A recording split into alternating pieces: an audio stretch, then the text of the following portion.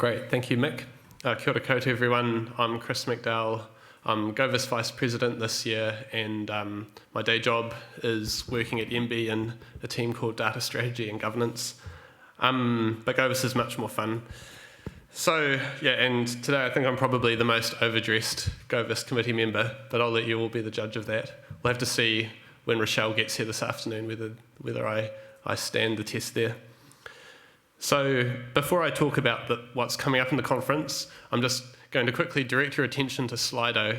I think we might have a slide back one or two about Slido. So it's also on the back of your lanyard. So if you just do a Google search for Slido, or whichever search engine you prefer, there should be a place where you can put in a number for the event code. And so our event code is 1240080. So just search up Slido, put in that code, and then that will allow you to ask questions of the presenters. Whether you're online or in person, you'll be able to get your question in there. Unfortunately, we're only doing it for this room, so when we split into stream sessions this afternoon, the people in those other rooms will just have to ask their questions in the time-honoured fashion. But for anything happening in here, you can use Slido to put your questions through. And I think we've got an upvoting feature. So if there's another question that you think is really cool, you can vote for that one, and the cream will rise to the top. As well as that, we've got some polls. So as I've been talking, hopefully you've been getting into Slido and you've seen the first poll, which asks a question. This is just to get a sense of who's in the room and who's online. What is your role or profession? Just self-identify yourself in there, and we'll see what's coming through. So if we go to the Slido results, please. Looks like I'm not the only one doing data governance, so maybe that's just because I put my answer in first. It's promoted up like that. But great, we've got a range of people: cybersecurity, information management, data governance, basically the same thing in my opinion. A Star Trek are represented there, Starfleet officer.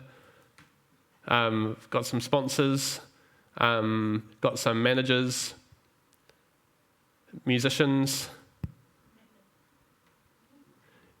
Excellent. How many have we got on here now? We're up to 46. That's getting there. And a human.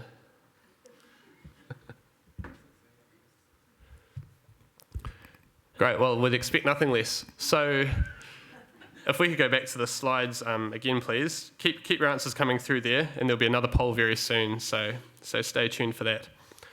So today's conference is all about digital resilience.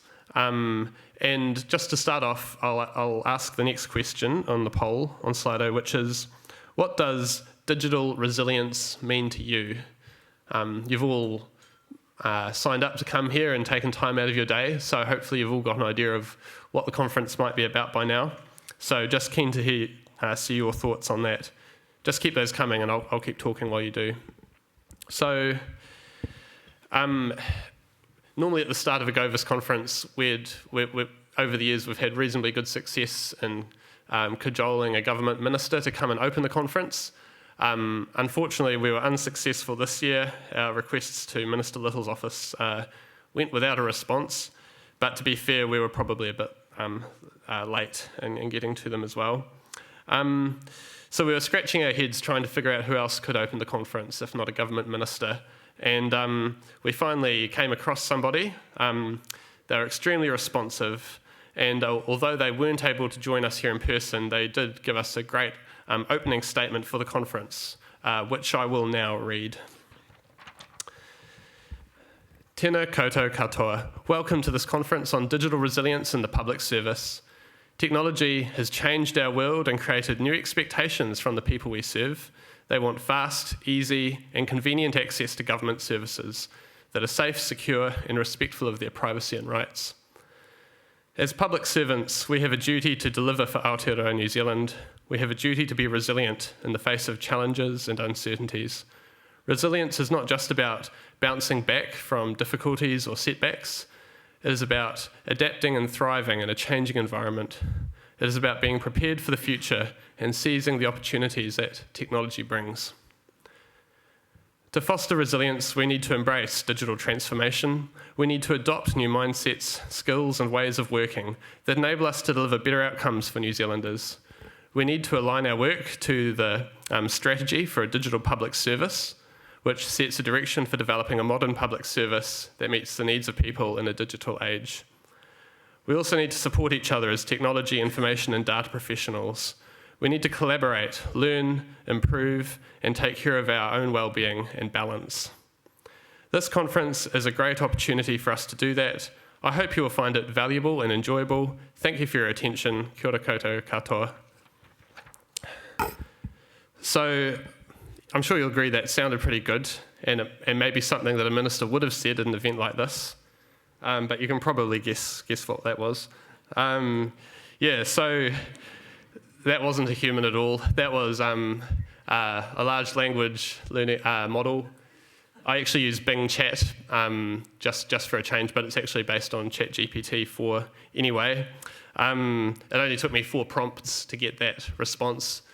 The first prompt was just asking about resilience in the public service generally, and that was quite good. Then I asked about digital resilience, and that managed to get quite specific. Then I asked for it to give that to me again, but in the style of a government minister opening a conference. And then it was quite long, so I asked it to cut it down to I asked it to cut it down to 200 words, and it was very responsive there. So we'll have to review our tradition of inviting government ministers to conferences. Maybe we've come across a better solution, I'm not sure. But I mean, at the end of the day, I guess it goes to show it's not what you say, it's also who's saying it and the process which you've been through to kind of get that answer. I could have gone further, but I didn't. We could have had some sort of avatar saying those words on the screen, but I thought I'd better not go there. So this technology is obviously a big deal. AI has become much more capable and much more available just in the last 6 or 7 or 8 months. I think my brother was the first person I met who'd sort of made good use of it. He wrote all his Christmas cards using ChatGPT, and I don't think anyone noticed it until he told us afterwards. But there are challenges as well, as we'll know. So Bing Chat, for example, had some problems with its Sydney persona going a bit crazy and off the rails. And then more broadly, there's also the question of what happens to all the prompt information that we're feeding into the tools. You know, can it be used to further train the model and end up being regurgitated to someone else somewhere else? Yes, it probably can. And so, as you've probably heard in the news, this has led to some government departments, including MB where I work, to block ChatGPT. And the Office of the Privacy Commissioner in New Zealand has also issued some pretty specific guidance. But on the other hand, of course, we want to be taking advantage of all of this revolutionary technology and learning how to apply it to our work. So we'll go back to Slido. This is what we had here on what digital resilience means to you, by the way. Future-proofing, security, risk and assurance, preparedness. There's some great answers there. And you've been able to see that on your phones as well. Herding cats. Yeah. But now we'll go to a new poll. And let's see. First question, this is a bit of a straw poll just to understand your own familiarity with ChatGPT or similar tools. So have you used it yet? No. Yes, but only for fun, just in my personal capacity to try it out. And then yes, I'm actually using it at work, as a productivity tool.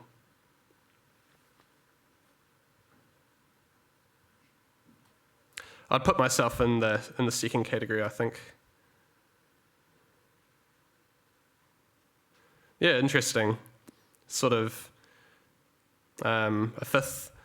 just under a fifth of us using it as a productivity tool. We might have to ask this question again next year and see if that's increased. And then the next question is,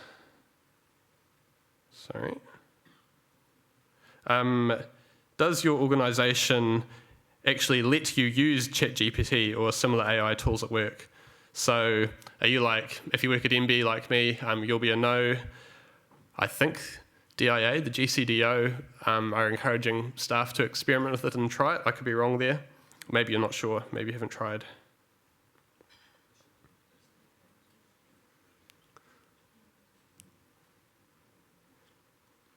Oh yeah. So for over half of us, it's no. We're not supposed to be using it at work or on work devices or that sort of thing.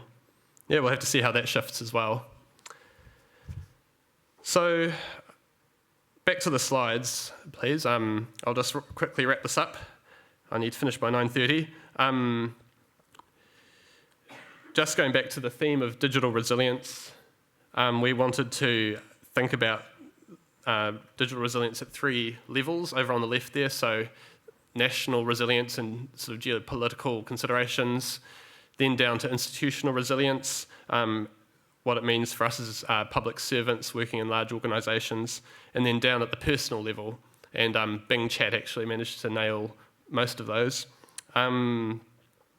We also wanted to call out 3 specific topics which are quite relevant. So cybersecurity is, it seems to there's always something in the news about a new breach or a new hack or something like that. It just keeps on increasing, I think, in scale. We also wanted to call out resilience and sovereignty in the cloud. We've got a panel coming up about that later this morning with big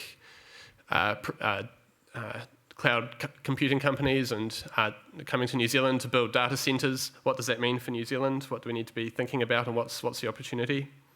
And then finally, incident response. So we've had the Auckland anniversary floods, we've had Cyclone Gabrielle, we're going to continue to have disasters which need responding to. So how can we be ready for that and be better prepared and more effective in our response?